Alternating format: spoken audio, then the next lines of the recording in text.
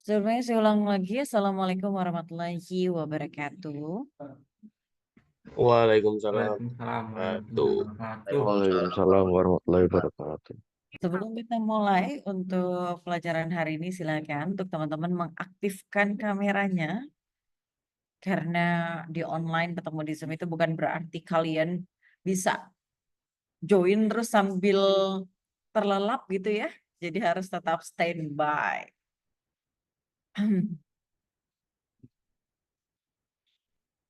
Hai hai semuanya, apa kabar?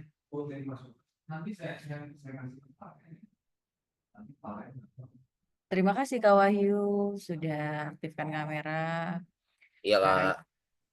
Raisa juga, Kak Ilham Lahan Kak. lagi, Kak Bintang, Kak Lutfi, Kak Andi, Kak Nanda, lalu ada Kak Nawafil, Kak Aski, ada Kak Rakes, terima kasih, dan teman-teman yang lain. Seperti pertemuan sebelumnya, yang tidak aktifkan kamera saya tidak akan tanya, dan kalian juga tidak mendapatkan poin gitu ya untuk pertemuan hari ini. Baik untuk teman-teman, kalau teman-teman perhatikan di e-learning itu sudah saya cantumkan materi terbaru di pertemuan 4 terkait dengan IQ dan EQ. Kalau bahasa Indonesianya EQ dan AQ. Tapi kalau bahasa Inggrisnya IQ dan EQ. Jadi huruf E itu kan dibaca I ya kalau di bahasa Inggris itu. Kalau I itu dibaca I. IQ dan EQ. Oke. Tapi sebelum saya tanyakan ke teman-teman, sebelum kita membahas topik IQ dan EQ lebih jauh, saya mau tanya dulu. Menurut teman-teman, teman-teman itu lebih condong yang tinggi IQ-nya atau EQ-nya? Tapi sebelum teman-teman jawab, teman-teman harus tahu dulu. Kita mundur ke belakang. Ada yang tahu nggak sih pengertian dari IQ itu apa? IQ itu apa? IQ.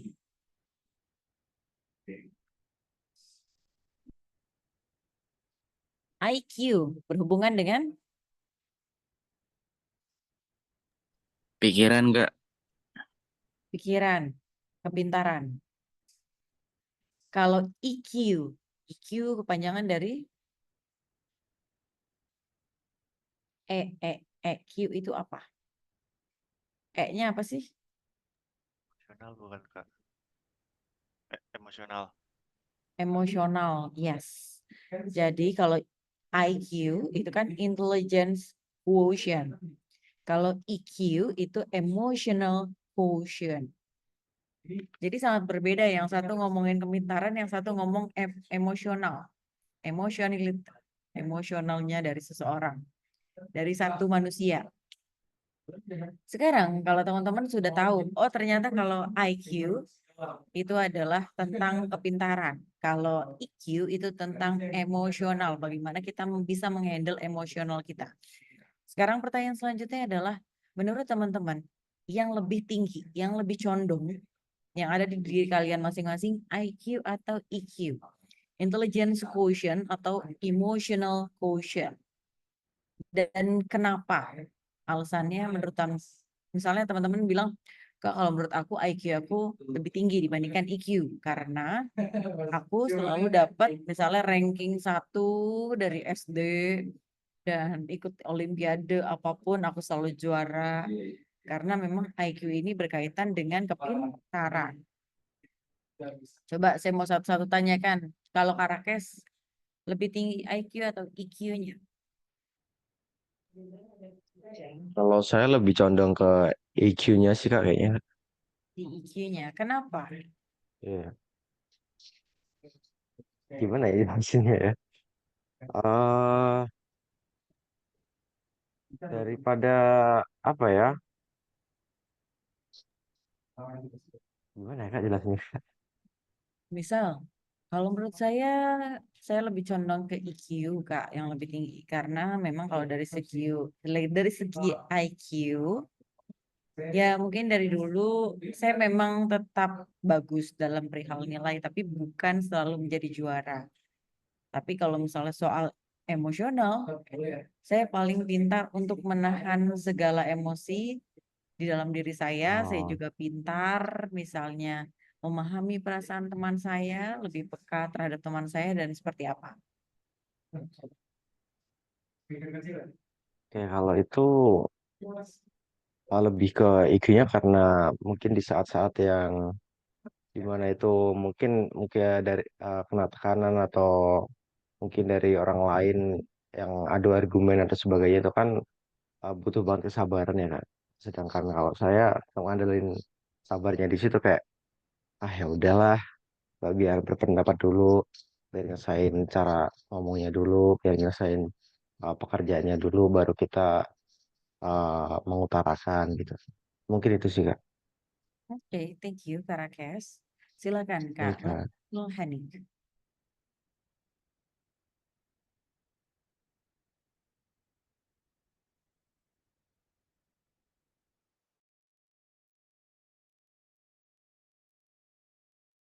Gimana?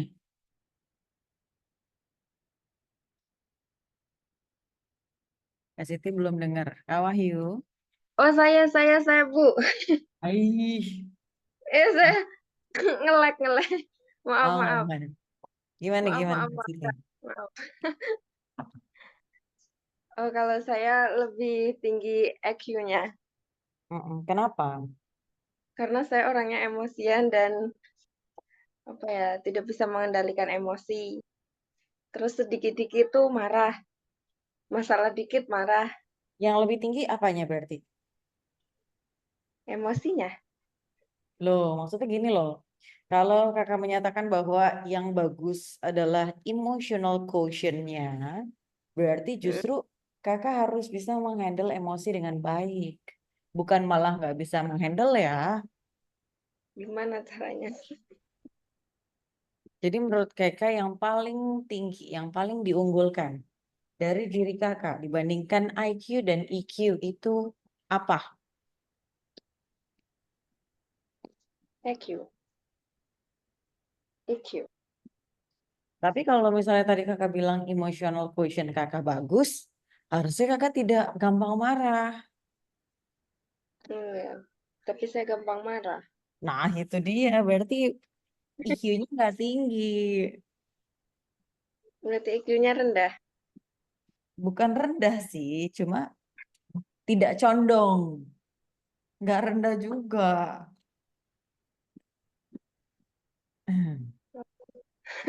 Terus gimana? Kalau dari perbandingan, misal, apakah memang kakak ngerasa tingkat kepintaran kakak dari zaman dulu sekolah sampai sekarang itu bagus? Sedikit. Sedikit. Yakin dong. Bagus, nggak bagus, jelek, nggak jelek. Gimana? Standar-standar aja. Berarti standar. Jadi Jelek gini nggak loh. jelek, Jadi bagus gini. nggak bagus. Terus kalau misalnya diperbandingkan dengan cara berkomunikasi kakak dengan orang lain sejauh ini bagaimana? Baik-baik saja, lancar-lancar saja, atau memang mengalami ada kendala? Mengalami kendala, Apa kendalanya? tidak pede untuk ngomong. Hmm, tidak pede.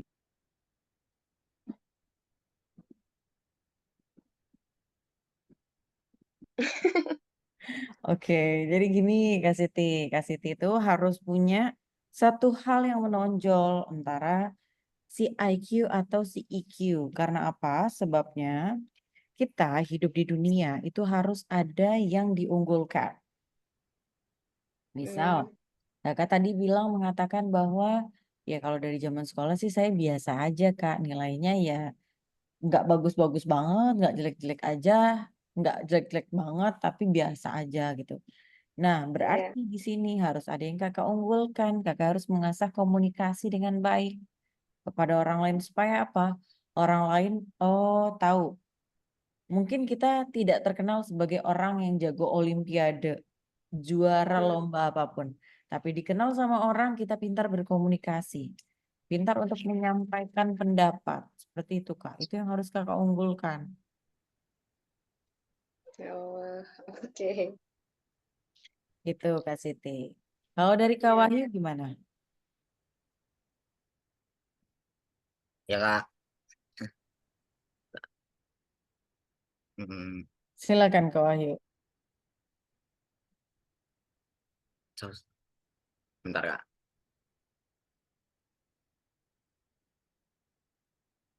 Empati kayak jiwa sosial ke mode lebih condong ke IQ sih Kak. Oke. Apa alasan Kakak ngerasa bahwa saya tuh lebih condong ke EQ, Kak, gitu? Eh, hmm, Apakah cara bersosialisasi Kakak bagus dengan teman-teman? Sehingga kalau teman-teman nyaman dengan Kakak? untuk orang baru sih harus ada penyesuaian dulu Kak. Cuman kalau orang yang udah kenal gitu kayak udah bisa lah kayak lepas gitu.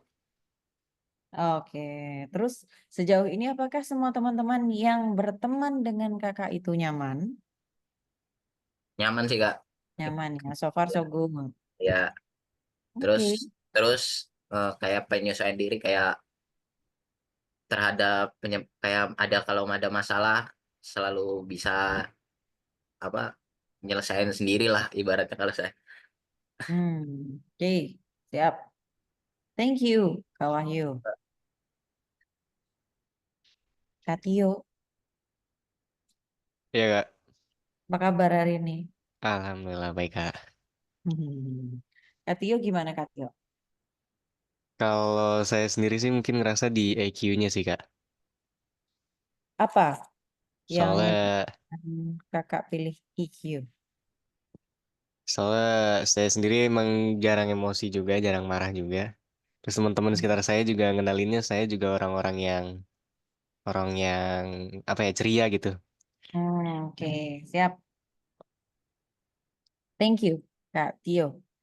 Kak Raihan, Iya Kak, kalau Kakak gimana? kalau saya sih IQ Kak,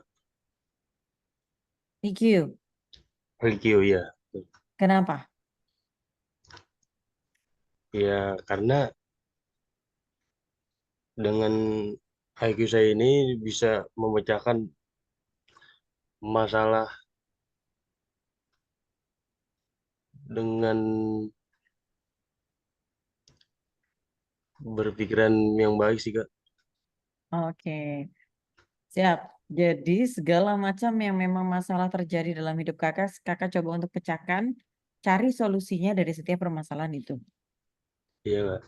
Gitu. Oke, thank you. Kak Prayoga,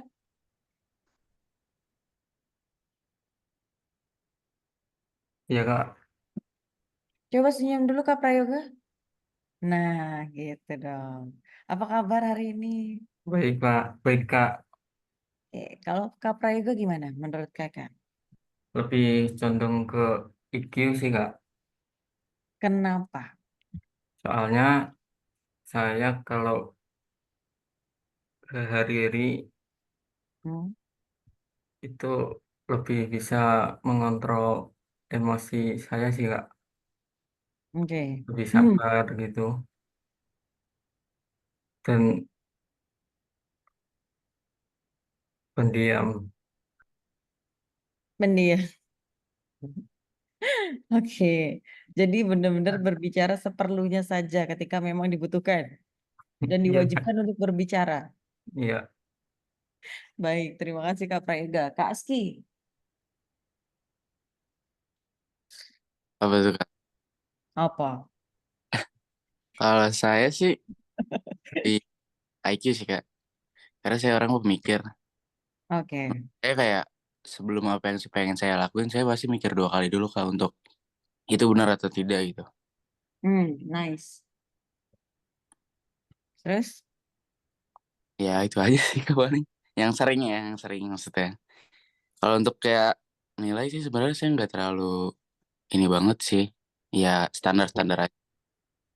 Oke, Gak thank ngejar dengan apa yang saya pikirin gitu. Thank you Kak Aski. Makasih. Sama-sama. Jadi sebentar. Saya coba untuk membuka dulu. Nanti jangan lupa untuk kerjakan kuis dan forum yang sudah ada di learning di pertemuan 4. Seperti biasa apabila ada teman-teman yang tidak mengerjakan, maka nilai tugasnya tidak full ya.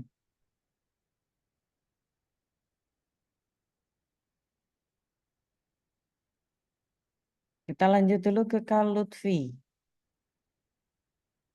Lutfi saya, Kak. Lutfi Dwi Saputra. Oh iya. Kalau saya lebih condong ke IQ, Kak. Kenapa? Karena saya mengutamakan pemikiran yang logis dibanding logika sih. Terus saya juga tidak punya keterampilan sosial yang baik. Hah? Kenapa kok bisa kayak gitu? Soalnya saya kadang kalau ngomong sama orang lain suka ini aja kayak canggung gitu. Hmm, Canggung ketika berbicara dengan orang lain. Ya, Apa yang membuat kakak canggung selama ini? rasa malu sih sepertinya. Tidak percaya diri? Iya, seperti itu. Apa yang membuat kakak tidak percaya diri? Takut dibilang kayak so akrab banget gitu paling sih. Oke.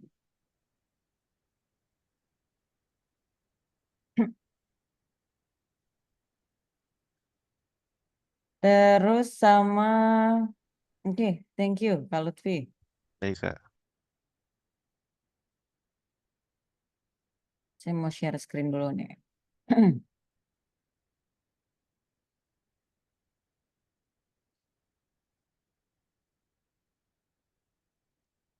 Kayaknya laptop saya kepenuhan nih. Jadi lemot sekali. Oke, nih dia. Kalau teman-teman buka, ada materi yang sudah saya sampaikan melalui e-learning itu berkaitan dengan IQ dan EQ. Mana sih dia? Oh ini dia. IQ dan EQ. Teman-teman setuju nggak dengan quotes ini? Siapapun bisa marah-marah. Tapi marah dengan orang yang tepat, pada waktu yang tepat, demi tujuan yang benar, dan dengan cara yang baik itu bukan hal yang mudah. Pernah nggak dari kalian, coba ya pikirin dan bayangkan, kalian ada problem, misal dengan pacar kalian.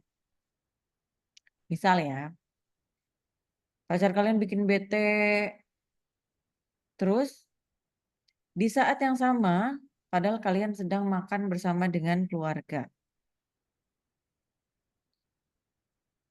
Biasanya yang terjadi adalah kalian langsung bad mood.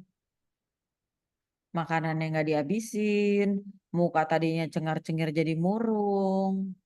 Itu adalah refleksivitas manusia. Secara otomatis semua manusia akan melakukan hal tersebut. Tapi kalau kita kaitkan dengan quotes yang ada di sini, itu sulit banget ketika kita punya masalah sama pacar kita. Misal, kita punya masalah sama orang yang memang selama ini jalan bareng sama kita. Terus di dalam situasi dan kondisi saat itu kita benar-benar yang oh iya, udah makan dulu lah. Habis itu ketemu pacar baru kamu tuh ya. Kayaknya saya lihat tidak semua orang bisa melakukan itu. Balik lagi, marah pada orang yang tepat. Jadi bukan semua orang kita bikin bad mood. Yang bikin kita kesel pacar kita, yang kena ibu kita, adik kita, kakak kita, bahkan tetangga kita nggak sapa. Gara-gara satu hal kecil. Itu sulit sekali teman-teman. Untuk marah pada orang yang tepat. Apalagi sampai pada waktu yang tepat. Kadar yang sesuai. Misal, teman-teman harus saya kasih tahu. Sebagai pria yang baik, calon pemimpin rumah tangga di masa depan. Entah itu kalian nanti maunya misalnya dapat pasangan yang seperti apapun, yang jelas kalian harus memahami bahwa laki-laki itu harus banget mengerti wanita. Bukan berarti, nggak bisa gitu dong kan, masa wanita terus yang mau dimengerti. Maksudnya gini, wanita itu kan punya bahasa yang memang tidak difahami secara langsung oleh semua laki-laki. Misal, kalau kita pernah bahas, yang kamu mau makan siang apaan? Terserah. Ceweknya bilang terserah. Cowoknya bilang, yaudah yuk makan mie ayam. Ceweknya bilang, aku nggak mau mie ayam. Padahal di awal sudah bilang terserah. Teman-teman jangan langsung emosi. Apaan sih lo ribet deh lo jadi cewek? Nggak gitu.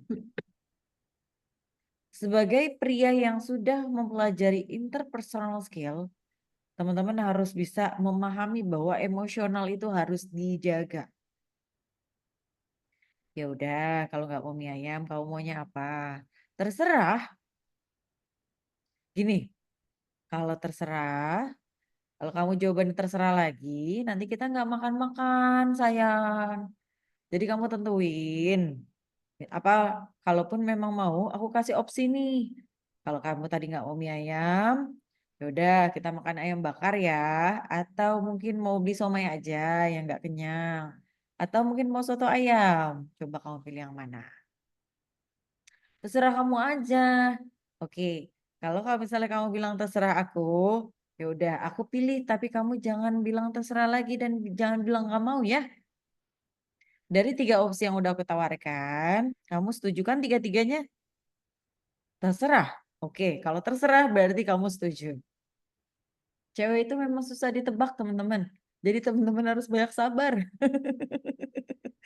Jangankan para ini ya, sesama muda-mudi seumuran kalian. Saya pun masih melakukan hal tersebut. Ditanya, terserah. Sambil cengar-cengir. Jadi harus teman-teman yang banyak-banyak sabar. Sama, wanita juga harus memahami kondisi laki-laki. Untuk para wanita di sini yang join, jangan pernah kita menyelesaikan masalah atau membahas satu masalah ketika pasangan kita, pacar kita, gebetan kita, suami kita sedang lapar. Loh, kenapa, Kak? Kan emang keselnya pada saat lapar. Gak boleh, harus ditahan. Sekali lagi, interpersonal skill ini menuntut kalian untuk memberikan panduan hidup yang baik itu seperti apa. Kalau misalnya saya sudah memberitahukan seperti ini, siapapun bisa marah-marah.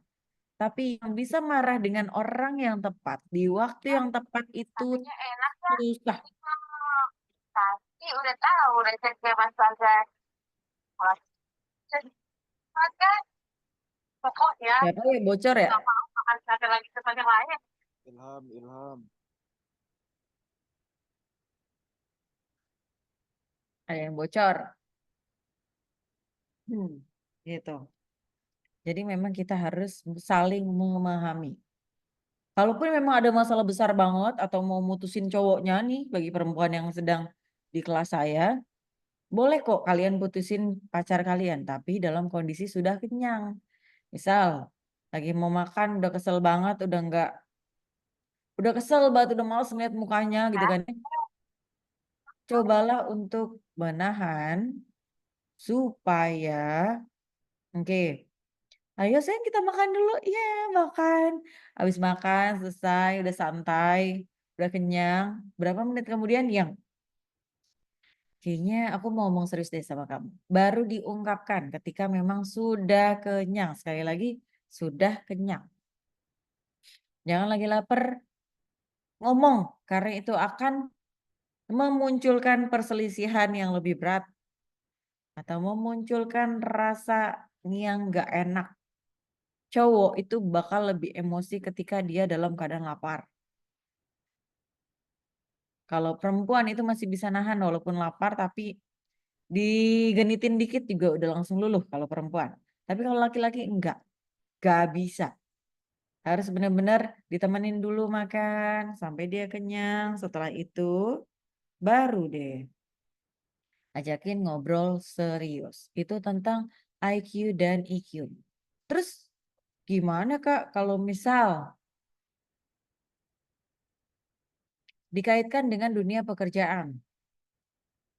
Kalau dikaitkan dengan dunia pekerjaan, gini teman-teman. Kita akan membahas mengenai sebentar.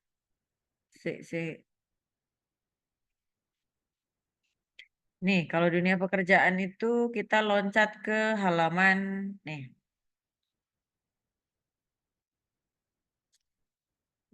Sekarang teman-teman coba berpikir.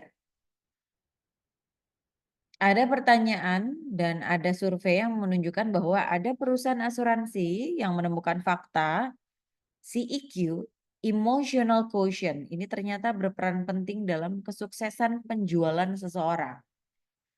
Misal, ada agen penjualan, misalnya agen pertama adalah si A. Dia level emotional quotient, EQ-nya lebih rendah. Dia nggak punya empati, dia nggak punya inisiatif, dia nggak punya rasa percaya diri, dan hanya mampu menjual 54.000 saja, $54.000. Sedangkan ada si agen B yang punya EQ-nya lebih tinggi dibandingkan agen A, dia jualannya bisa sampai 114.000 dolar. Kalau teman-teman pikirin, kok bisa ya yang EQ-nya lebih tinggi, jualannya lebih tinggi? Itu kenapa? Silakan, Kak Iqbal.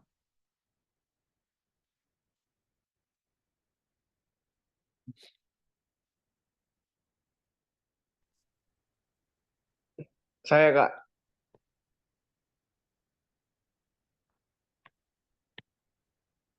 eh, menurut saya sih kalau misalnya dia lebih tinggi penjualannya karena apa ya? Kayak bisa merangkul customer-nya sih Kak. Karena dia punya empati, inisiatif dan kepercayaan diri. Betul, betul sekali. Selain itu, Kak Rizaldi, coba jelaskan. Tapi tidak boleh sama dengan Kak Iqbal. Kalau menurut saya ini Kak, IQ yang lebih tinggi dia lebih paham dari excellent service-nya gitu Kak. Jadi dia ngelakuin pelayanan yang emang eh, biar pelanggannya mungkin biar pelanggannya nyaman gitu di bisnisnya dia. Oke. Setelah itu ada lagi nggak Kak Rizaldi? Itu aja sih Kak. Mungkin itu kunci suksesnya penjualan dia gitu. Ngelakuin excellent service. Oke. Kak Hafiz?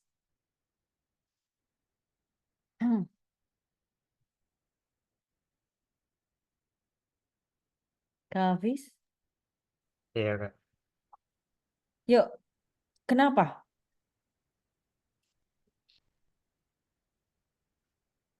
Sama sih Kak. Apa eh, dia kayak lebih mengutamain pelanggan, dia kayak lebih ngasih pelanggannya kenyamanan. Jadi pelanggannya juga enak kalau mau beli sesuatu di tempatnya dia gitu.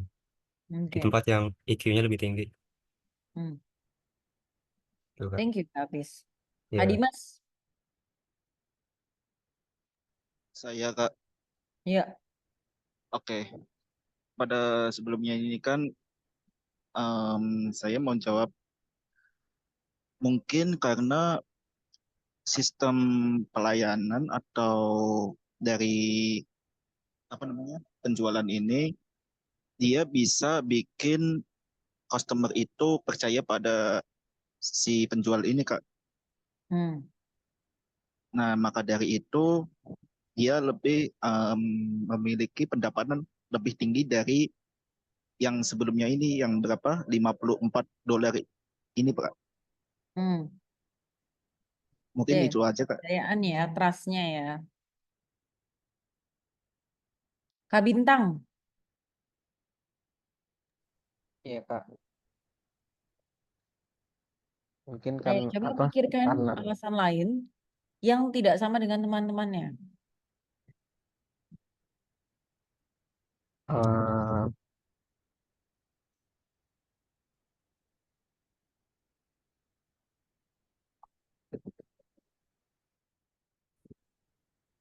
Apa sih yang membuat orang lain, misal gini, bayanginnya gini teman-teman.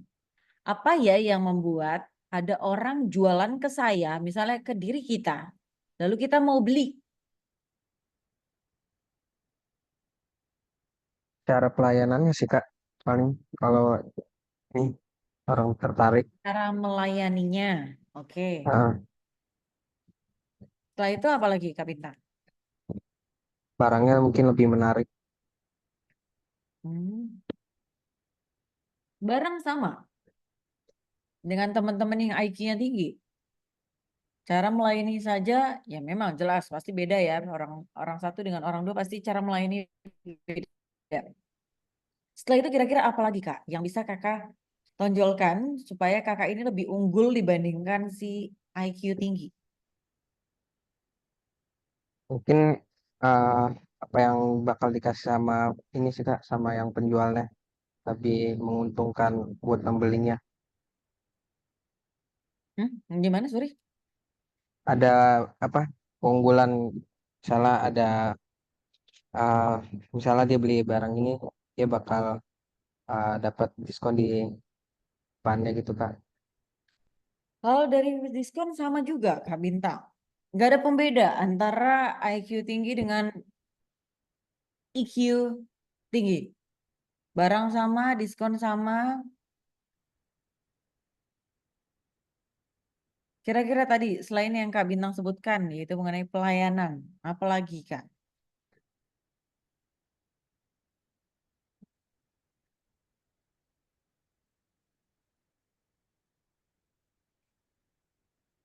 Oke. Oke, thank you Kak Bintang. Gini, teman-teman ada nggak sih yang Ya Kak. kepikiran kayak gini loh? Kalian ini disadarkan oleh orang yang jual bahwa apapun produk yang dilontarkan oleh orang yang jual ini ternyata kalian butuhkan.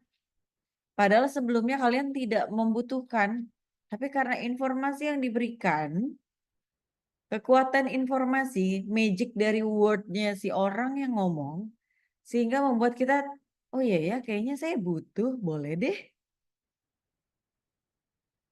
Yang tadinya nggak butuh sama sekali, yang tadinya benar-benar kayak, apaan sih asuransi? Tapi karena kata-kata yang dikeluarkan si orang yang jual ini sakti banget, sehingga, oh iya ya benar juga, boleh deh Kak. Itu yang dimiliki oleh teman-teman yang emotional quotient-nya tinggi.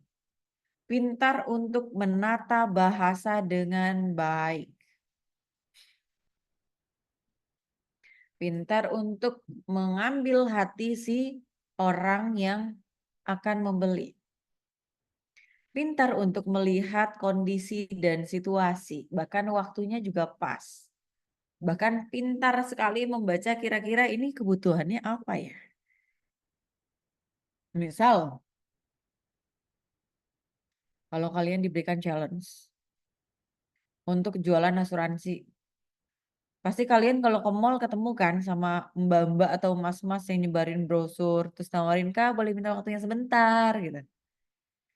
Terus kalian dengan muka malesnya, enggak Mbak, makasih sorry ya. Langsung nolak tanpa dengerin dulu apa. Coba deh teman-teman perhatikan dan iseng. Oh boleh Kak, kenapa? dengerin dulu bagaimana cara mereka berkomunikasi.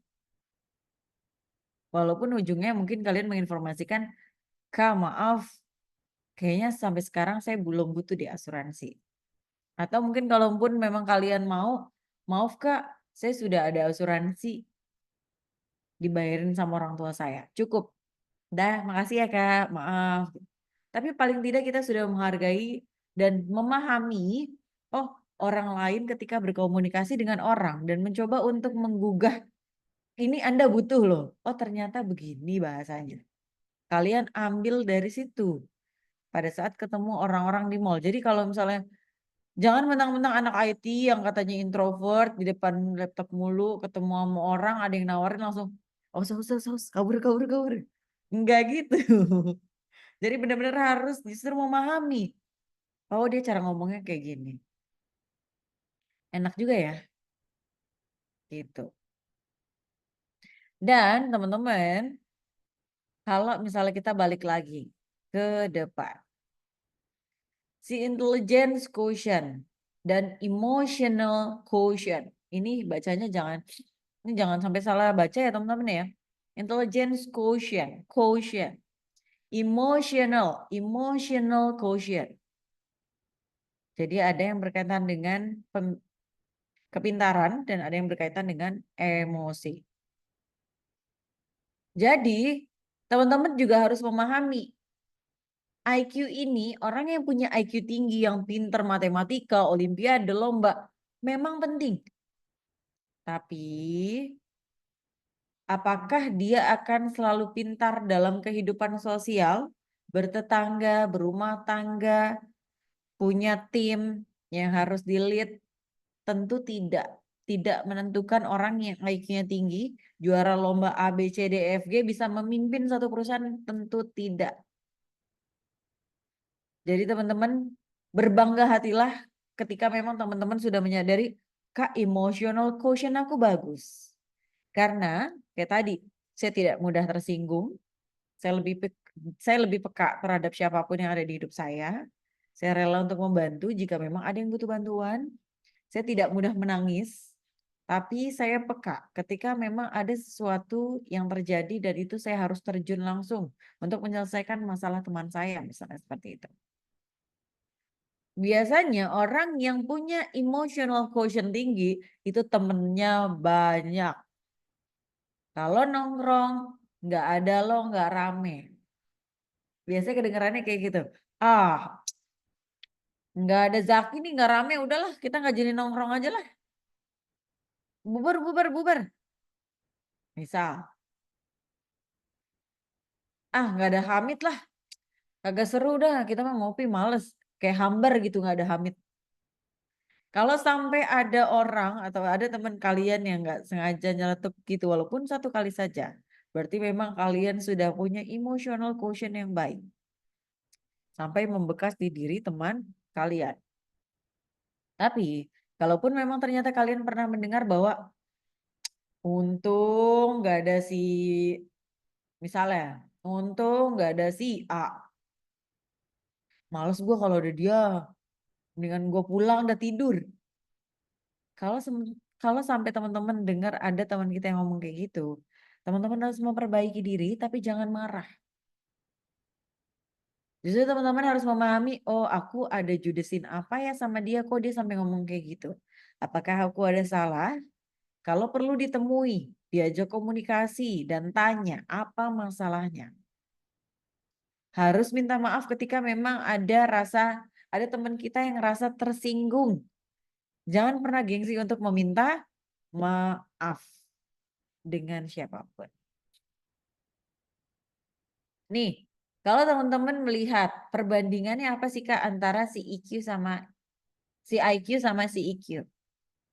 Yang namanya IQ ya pokoknya hal-hal yang terdiri dari kepintaran, kecerdasan, pengetahuan, apapun yang kita pikirkan dalam otak kita.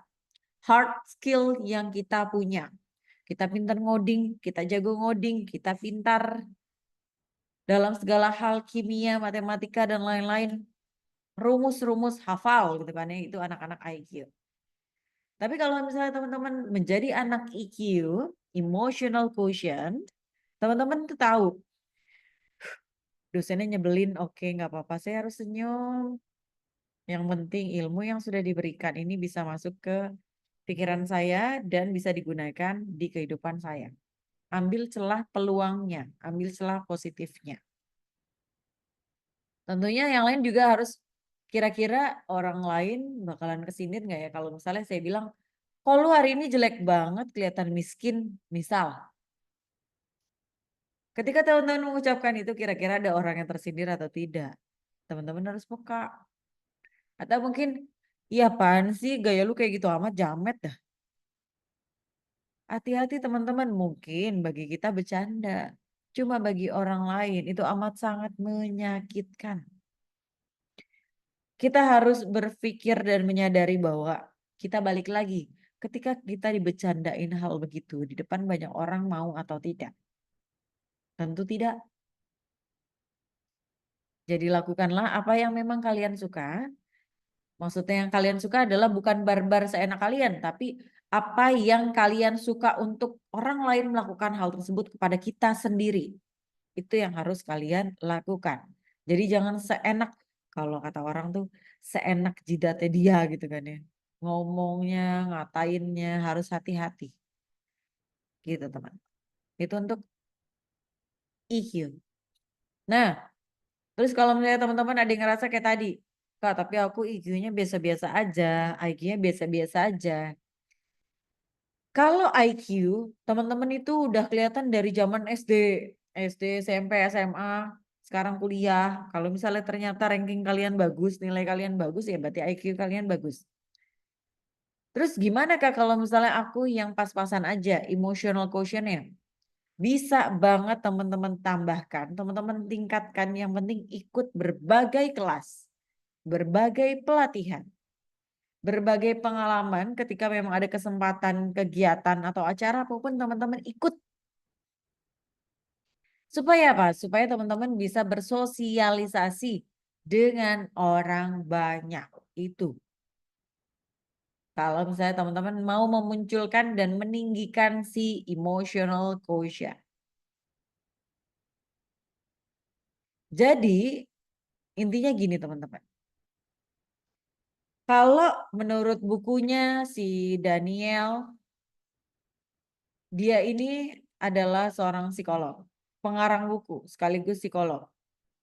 Jadi dia bilang IQ, kepintaran kita ini hanya menyumbang 20% dari keberhasilan kita hidup di dunia. Misal kita pinter. Saya pinter banget nih matematika, mau rumus apa satu kamus saya hafal. Tapi kalau teman-teman tidak bisa ngomong di depan orang, ngomong assalamualaikum aja udah gemeter, bagaimana bagaimana orang lain akan tahu kalau teman-teman itu punya kepintaran?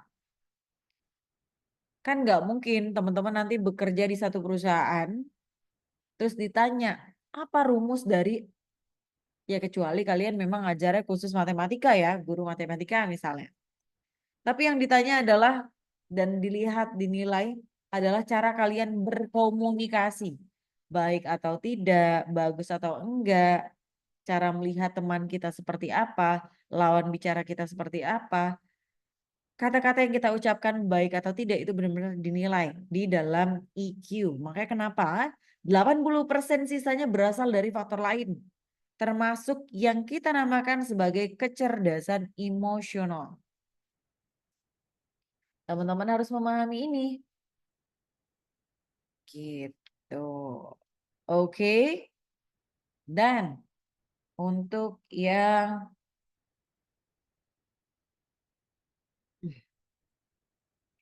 ini yang sering pasti kalian rasakan. Kalian akan lebih suka berurusan dengan teman kalian. Misalnya, ada dua opsi. Teman kalian jualan baju. Harganya satunya 55.000.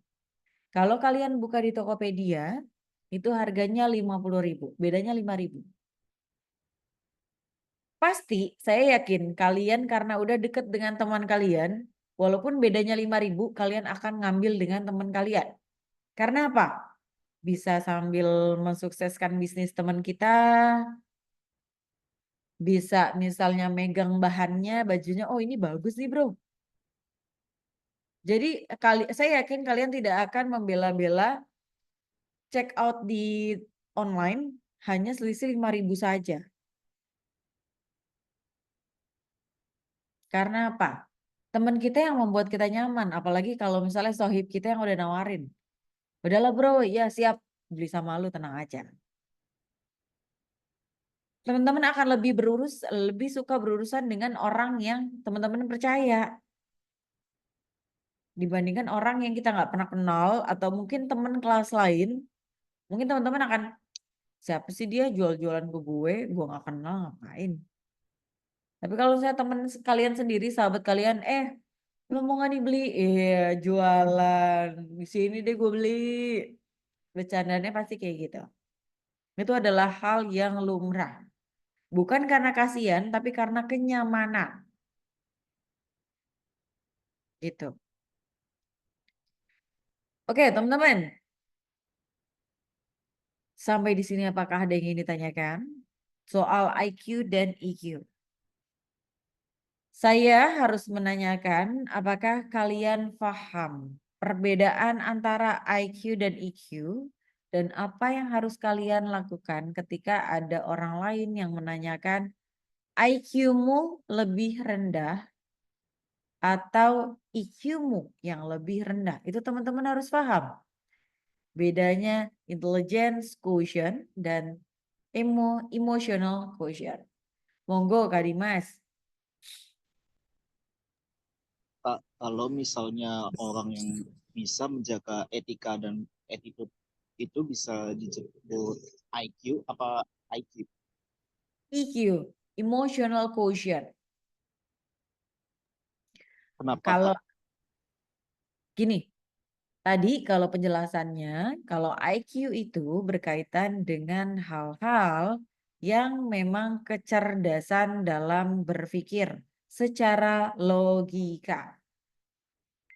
Perumusan, hafal-hafalan, lalu ada pemecahan logika matematika, ada pemecahan rumusan, atau tentang pemrosesan spasial, atau mungkin kalau misalnya dia disuruh menceritakan terjadinya bumi ini tuh seperti apa, dia hafal semua, sejarah Majapahit dia bisa semua jelaskan. Itu adalah berkaitan sama IQ, memori di otak kita yang memang kita bisa salurkan kepada orang lain, itu disebut IQ, Kak.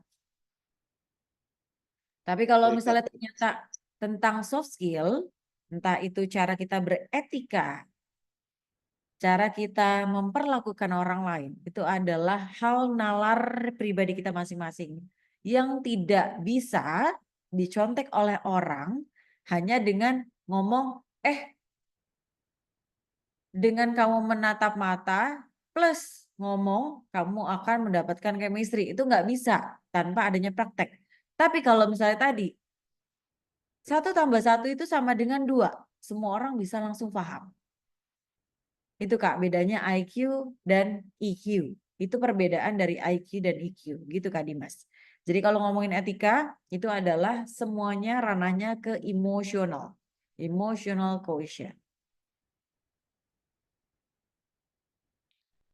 Gitu. Monggo Kak Andi. Bagaimanakah cara untuk meningkatkan IQ kita?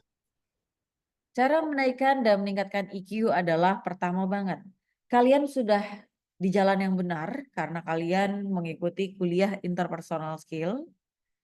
Tidak semua fakultas punya mata kuliah interpersonal skill, apalagi ini dari fakultas IT. Interpersonal skill itu menuntut goals-nya adalah mahasiswa lebih percaya diri di akhir semester. Jadi nggak ada lagi tuh teman-teman mahasiswa yang sudah ambil kelas interpersonal skill, pada saat disuruh ngomong nggak bisa, nggak ada. Jadi harus bisa ngomong. Karena apa? Di setiap pertemuan saya mau minta untuk teman-teman ngomong. Mau jawabannya salah kek, mau benar kek, tapi teman-teman sudah saya paksa untuk lebih percaya diri dibandingkan hari-hari sebelumnya. Atau mungkin Kak Andi juga bisa. Misal, Kak Andi ikut kelas online, khusus misalnya Kak Andi cari kelas tentang saya pengen banget deh belajar ngomong di depan orang. Saya cari kelasnya. Ikutin. Di kelas itu pasti ada praktek. Gimana sih cara kita berkomunikasi yang baik? Oh, gimana sih cara menggunakan intonasi? Bagaimana sih caranya pada saat kita ingin menggunakan penekanan? Bagaimana cara untuk kontak mata dengan lawan bicara kita dan lain-lain. Atau Kak Andi juga harus banget memperbanyak relasi. Nongkrong. Temennya ngajak nongkrong misalnya. Zaki bilang, Di, siang kita kantin yuk. Ayo bro. Dengan entengnya bilang, ayo bro. Nggak ada lagi tuh yang, gue males banget lagi ngobrol banyak orang di kantin. Gue kan introvert. Enggak. Kalau Kak Andi memaksakan diri, oke bro, ayo kita ngopi. Pada saat terjadinya mungkin ngopi bareng, pasti di situ ada curhatan. Gimana lu Zak? PR gue banyak banget nih. PR apaan lu? Di situ akan ada interaksi antara Kak Andi dan juga Kak Zaki. Sehingga apa? Membuat berdua berpikir cara berkomunikasi yang baik supaya alur ceritanya ini yang ngomongin PR berlanjut lagi. Gitu Kak Andi. Jadi nggak hanya pelatihan tapi juga bersosialisasi. Ngomong dan ngobrol, berdiskusi dengan orang banyak. Seperti itu Kak Andi. Silakan Kak Faris. Ya. Kak mau tanya, tadi sedikit menyinggung masalah perusahaan asuransi ya Kak. Kalau misalkan nih Kak, seandainya orang yang terlanjur trust isu mengenai perusahaan asuransi itu kan ada trust isu, dia banyak perusahaan bodong segala macam tuh Kak. Nah, orang yang trust isu ini, yang terlanjur trust isu, apakah dia bisa dibilang IQ-nya rendah atau tinggi Kak? Tergantung. Di faktor lain dia bagus gak? Maksudnya gini, mungkin dia kena bahwa ini dari segi siapanya nih, orang yang jualan atau pembelinya? Pembelinya Kak. Pembelinya, oke. Jadi pada saat ditawarkan tuh langsung, enggak, makasih, tanpa dengerin apapun penjelasannya. Kayak gitu Kak Faris? Iya. Oke, jadi gini. Memang betul sekali, banyak sekali perusahaan asuransi yang ngomong manis di awal, ternyata ujungnya nggak bisa diambil uangnya. Jangankan kalian dengar berita, saya pun pernah melakukan itu. Karena dulu saya pernah di perbankan. Saya pernah menjajaki satu perusahaan, bahkan nasabah prioritas pribadi, dia adalah seorang gubernur. Dan itu dia mau menempatkan uangnya di asuransi produk yang saya tawarkan. Itu senilai 2 miliar untuk 1 kali top up. Saya sekarang sudah tidak di Bank Mandiri. Saya sebut saja banknya. Tapi ternyata nasabah prioritas ini mengejar saya. Uang saya kemana? Pada saat saya melakukan follow up ke teman-teman yang masih ada di sana, ternyata PIC-nya udah ganti. Dan pada saat dicek, saldonya sudah tidak ada 2 miliar. Itu karena apa? Kalau di asuransi ada beberapa kategori. Ada asuransi yang memang benar-benar hanya tabungan saja. Ada yang dia harus dilempar ke satu agensi lainnya sehingga dia akan diputar di pasar modal. Jadi teman-teman harus hati-hati pada saat memang tadi udah tahu nih bakalan ada asuransi yang duitnya hilang. Itu sebenarnya semua asuransi sama teman-teman. Tapi balik lagi, kategori yang kita ambil sebagai pembeli itu benar atau tidak. Sejelas apa? Baliknya selama apa? Kalaupun memang dijanjikan 5 tahun, biasanya bukan 5 tahun pure bisa balik. Bahkan itu sampai 5 tahun dikali 3, itu udah paling Cepat. Kalau 5 tahun kali 3 berarti 15 tahun. Teman-teman, jadi jangan pernah menuntut 5 tahun harus balik. Enggak. Tapi dari awal teman-teman sebagai pembeli pun harus ngomong kayak gini. Baik, Kak, mohon izin. Makasih ya atas tawarannya. Tapi kayaknya sampai sekarang saya tidak membutuhkan asuransi. Tanpa teman-teman harus menjelaskan asuransi kan banyak yang bohong gini-gini. Enggak. Kalau balik lagi, ya anak-anak interpersonal skill itu harus banget ngejaga perusahaan orang lain. Jadi cukup dengan menolak saja dan mengatakan bahwa tidak memerlukan asuransi untuk saat ini. Mungkin nanti suatu saat bisa butuh Kak, tapi untuk saat ini kayaknya saya belum. Dan sebenarnya asuransi ini tidak boleh memaksakan diri. Kalaupun memang misal kalian mengasuransikan untuk satu kendaraan yang memang sudah jelas. Asuransi kendaraan itu tidak ada uangnya yang balik. Ketika kita sudah bayar 1 tahun misalnya 5 juta, uang itu ya hilang. Karena untuk mengcover ketika terjadi sesuatu ketika di jalan. Misalnya mobil kita tabrakan, kita bisa mengklaim. Tinggal membayar 1 kali klaim itu 300.000, selesai. Tanpa kita harus mengeluarkan uang lebih per klaimnya. Gitu kan? Per panel, kalau nggak salah ya, per panel, misalnya kita harus bayar 300 sampai 500.000 ke pihak asuransi. Tapi kan lumayan, kita nggak harus beli atau harus bayar repaint misalnya 3 juta atau 5 juta hanya untuk ngebenerin satu panel kendaraan mobil, misal. Kalau teman-teman sudah tahu, jelas, oh kalau asuransi kendaraan tuh kayak gitu ya. Jadi pasti dipastikan kita hanya kayak bayar sewa aja. Dan tidak ada uang 1 rupiah pun yang kembali. Teman-teman harus pahami itu. Tapi kalau misalnya ternyata teman-teman ditawarinya adalah, Kak ini asuransi bakalan, kalau misalnya kakak meninggal, nanti anak kakak bisa dapat warisan 1 miliar, misal. Kakak harus cari tahu sebagai pembeli, apa sih yang menyebabkan supaya anak saya nanti beneran dapat 1 miliar. Ada syaratnya. Oh syaratnya nggak boleh mati bunuh diri. Oh syaratnya nggak boleh kena penyakit jantung. Oh syaratnya nggak boleh kena penyakit paru-paru. Oh syaratnya tidak boleh punya penyakit komplikasi. Tapi kalau misalnya ternyata teman-teman sudah dipastikan, duh kayaknya pada saat tua saya bakalan komplikasi deh nih. Berarti teman-teman sudah dipastikan tidak akan dapat manfaat 1 miliar itu.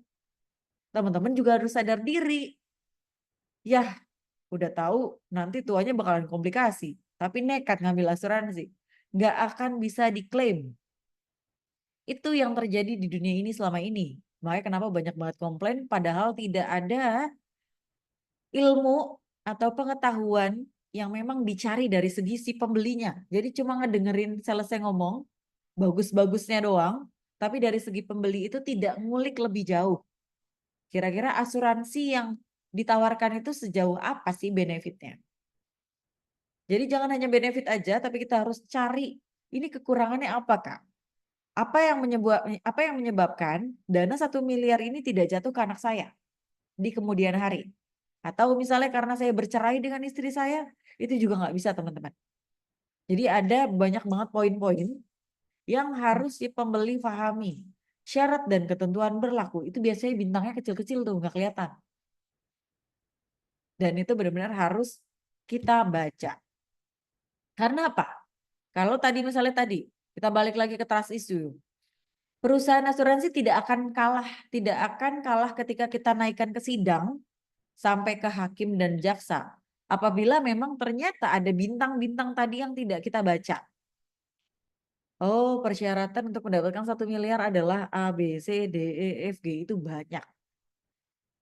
Udah jelas kita kalah, udah kalah bayar pengacara. Bukannya dapat duit 1 miliar, malah kita nombok ngeluarin duit buat bayar pengacara tadi. Jadi sekali lagi itu harus banget disadari ketika kita mau ambil satu produk apapun, nggak hanya asuransi. Kita harus cari tahu ini kelemahannya di mana, kekurangannya di mana, dan apa resiko yang harus kita hadapi ketika memang produk itu kita ambil. Kayak gitu Kak Faris.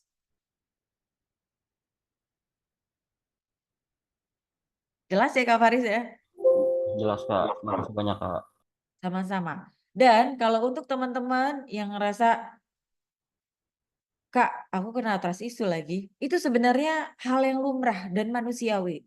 Justru teman-teman kalau misalnya sudah menyadari bahwa, aduh kayaknya aku kena trust issue deh, kayaknya aku udah nggak tertarik lagi deh sama asuransi. Berarti teman-teman emotional quotient-nya tinggi. Karena teman-teman peka terhadap diri sendiri. Bahwa nanti akan dihadapi dengan resiko yang lebih besar ketika memang produk itu tetap teman-teman ambil. Itu justru harus dipertahankan. Jadi jangan mudah percaya dengan orang lain. Itu Kak Faris bagus. Ketika Kak Faris punya rasa itu. Gitu. Kalau dari segi pembeli. Seperti itu Kak Faris. Baik Kak. Next Kak Iqbal. Silakan Kak Iqbal. Sebenarnya mau nanya aja sih Kak atas rasa penasaran aja sih. Sebenarnya semua orang tuh punya EQ nggak sih? Atau emang mereka nggak sadar aja mereka tuh punya EQ? EQ atau IQ? EQ, sorry. Oke. Baik, terima kasih Kak Iqbal. Ini bagus banget pertanyaannya. Jadi gini teman-teman. Kalau teman-teman kita bertanya kepada Tuhan, kan nggak bisa ya. Jadi tanyalah kepada diri sendiri. Kita punya IQ dan EQ atau tidak? Tentu jelas ya, punya. Tapi yang harus kita garis bawahi adalah apakah kita terlahir sebagai pemilik IQ tinggi atau pemilik EQ tinggi?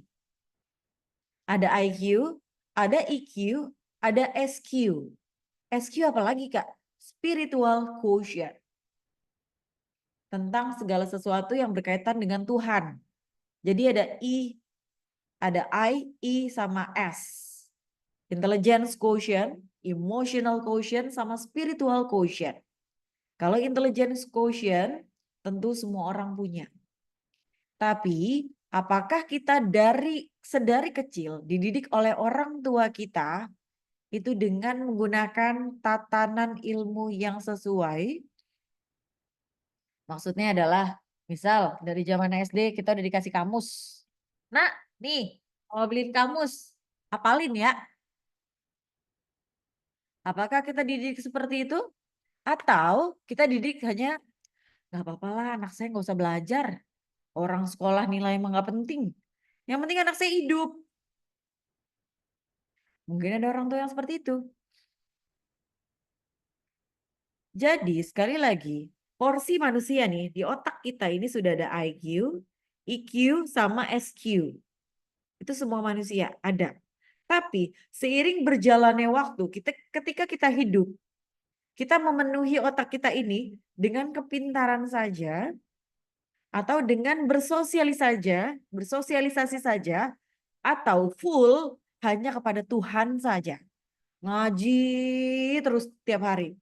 Nggak belajar matematika, nggak belajar biologi, nggak belajar sosial. Jadi itu semua tergantung teman-teman di hidup ini ngisi dengan apa. Dan ketika teman-teman, terutama Kak Iqbal ngerasa, tapi Kak, kok aku ngerasa sosial aku ya gini-gini aja ya. Sebenarnya bukan gini-gini aja. Kalau teman-teman bertanya, mungkin kalau Kak Dimas, saya suruh menyimpulkan, Kak Iqbal orang gimana Kak Dimas sejauh ini? Iqbal orangnya asik Bu. Iqbal orangnya enak Kak. Dia gaul kalau ngomong, oke komunikasinya bagus, keren juga misalnya. Kita akan melihat sosok orang lain itu sebagai rumput tetangga tuh selalu hijau ya. Tapi seringkali kita melihat diri kita bahwa kok kayaknya diri gue gersang banget. Kok teman kita bagus, kok temanku bagus, kok aku gini-gini aja ya. Itu adalah kesalahan diri kita yang harus kita ubah ketika kita menjudge diri kita tidak punya kemampuan apapun. Sekali lagi, benar banget kata Kak Iqbal. Jadi tidak semua dari kita ini bisa menyadari, oh ternyata saya punya kemampuan ini ya. Tapi ketika disadarkan, coba sana ngobrol sama orang, kira-kira nyambung nggak? Buktinya bisa-bisa saja. Buktinya buktinya kalian di kelas asik ngobrol sama kanan kiri, berkomunikasi, diskusi, saling sharing, gitu. Jadi intinya semua manusia itu sudah punya, tapi tergantung kalian mau mencondongkan yang mana. Tidak ada yang salah ketika kalian hanya mau, Kak, aku kayaknya pengennya IQ-nya aja deh. Aku pengen ngafalin tuh Kak rumus semua kimia aku hafalin. Boleh-boleh aja. Tapi teman-teman harus ingat, ketika teman-teman nanti mau jadi bos dalam satu perusahaan, teman-teman mau buka lapangan pekerjaan, teman-teman harus punya emotional quotient yang tinggi. Yaitu bisa bersosialisasi dengan orang lain, bisa mengajak orang lain untuk bekerja dengan teman-teman, bisa membuat satu tim supaya perusahaan teman-teman itu naik dan dikenal oleh banyak orang. Itu semua membutuhkan komunikasi. Komunikasi ini dibangun dasarnya adalah emotional quotient kita harus disadari. Oke, aku butuh. Yuk, belajar apa. Kayak gitu, Kak Iqbal. Jelas, Kak Iqbal? Ya, oke. Makasih Kak penjelasannya. Sama-sama. Ada lagi yang ingin ditanyakan? Silakan teman-teman.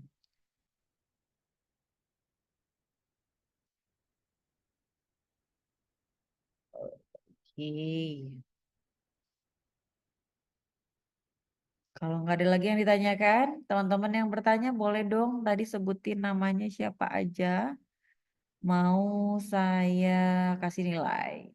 Sebentar.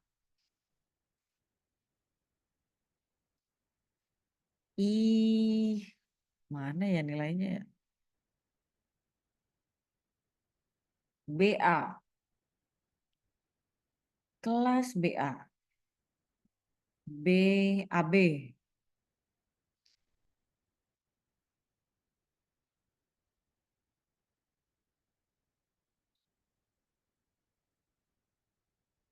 Bentar ya. Ini penuhan nih kayaknya laptop saya nih.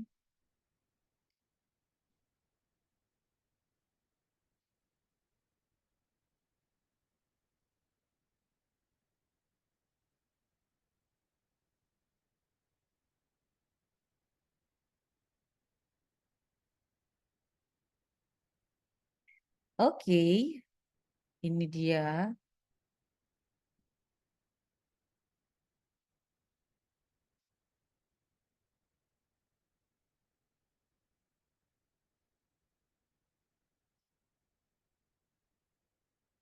Tadi siapa aja yang nanya ya?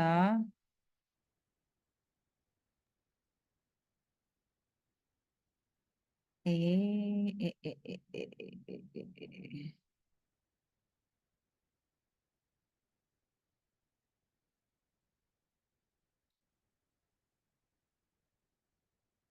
Se salah buka file.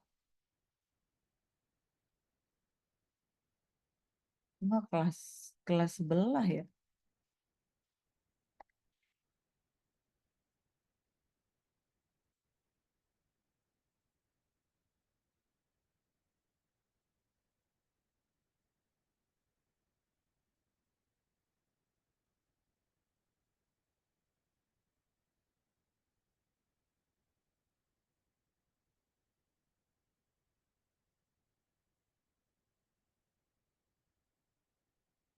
Kalau di e-learning gini, kalian pakai absen QR bisa nggak sih, guys?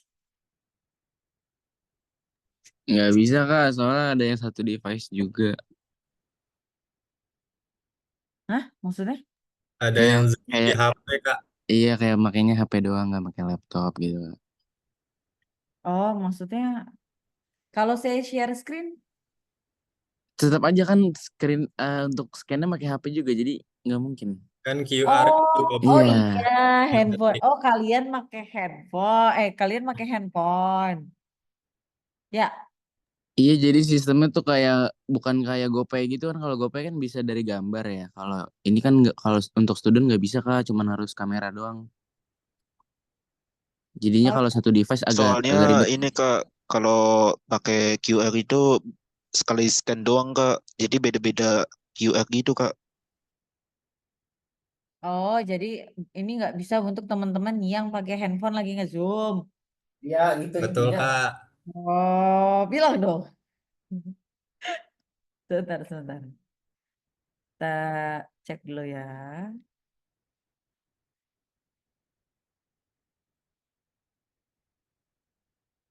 Tapi kalau teman-teman yang pakai laptop mungkin bisa ya. Selagi gambarnya jelas mah bisa Kak. Oke. Copy. Nih, coba dong tadi saya minta tolong sebutkan namanya siapa aja yang bertanya. Mau saya juga. mulai. Bentar. Ini saya share screen.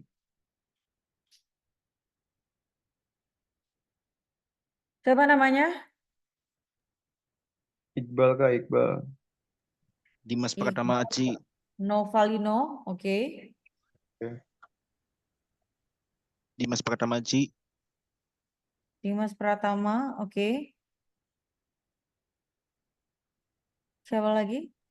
Andi Gunadi, Kak. Kak Andi. Ada lagi? Haris Kak, nomor 4. Faris, oke. Ada lagi? Siti Lat. Kak Siti. Yang nanya dulu berapa? Udah ini doang, yang nanya 4 orang ya? Nggak ada lagi yang nanya ya? Kalau yang jawab tadi siapa aja? Sorry.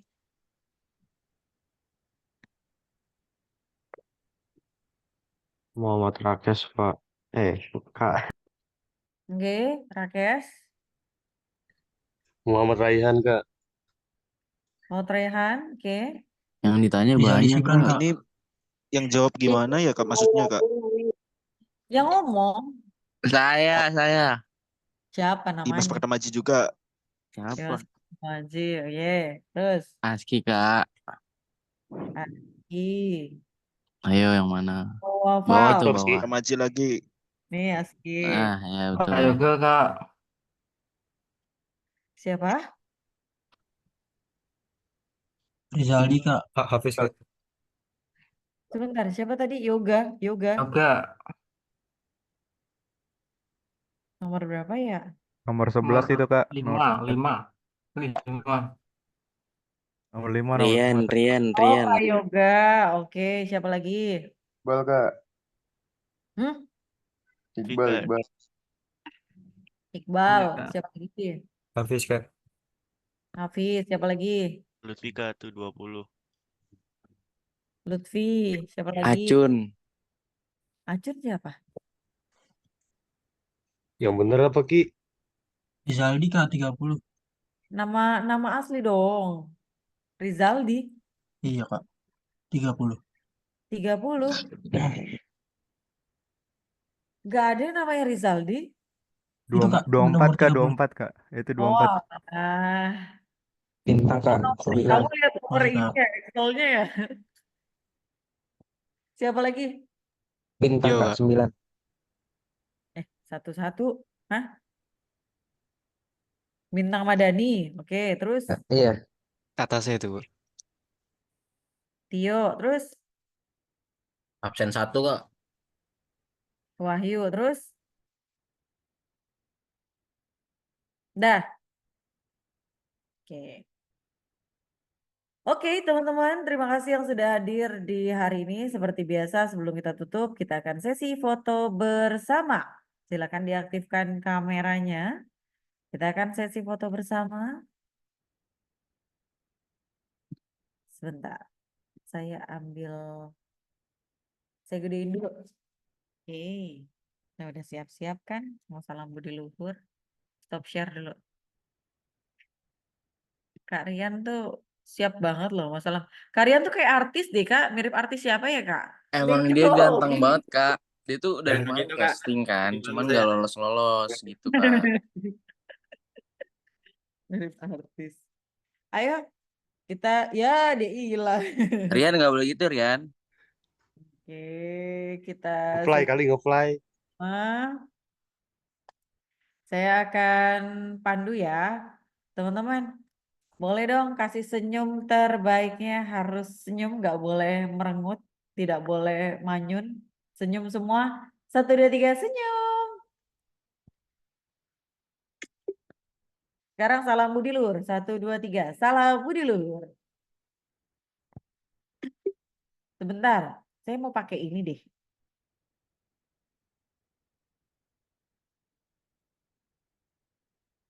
Saya.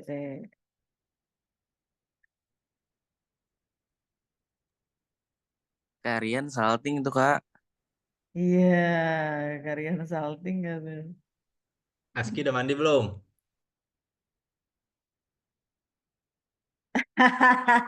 Kita lagi kayak di kelas kan. Duduknya munduran ya, jangan maju-maju, jangan kepala doang. Duduk yang bener dong kayak di kelas. Aduh, saya akan pandu. Ini kan Nanda kemana nih kan Nanda?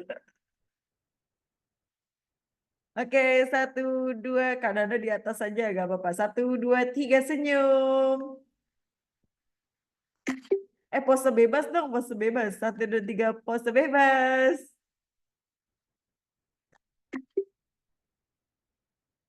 Ntar, kapan lagi ya kan? Besok kan kita udah offline kan? Kita ganti lagi nih. Ada mode apaan lagi nih? Oh, ini lebih tertata nih kayaknya nih. Kayak di stadion. Aduh. Cuk. Canda mulu ya. Nggak apa-apa, biar nggak stres. Ayo. Udah ini aja nih. Ayo. Silakan. 1, 2, 3, senyum. Oke, teman-teman, terima kasih sudah hadir di pertemuan hari ini. Semoga semua sehat terus dan saya akhiri. Wassalamualaikum warahmatullahi wabarakatuh. Dah. Waalaikumsalam warahmatullahi wabarakatuh. Makasih Kak. Waalaikumsalam warahmatullahi wabarakatuh. Oke, Kak Jule. Waalaikumsalam.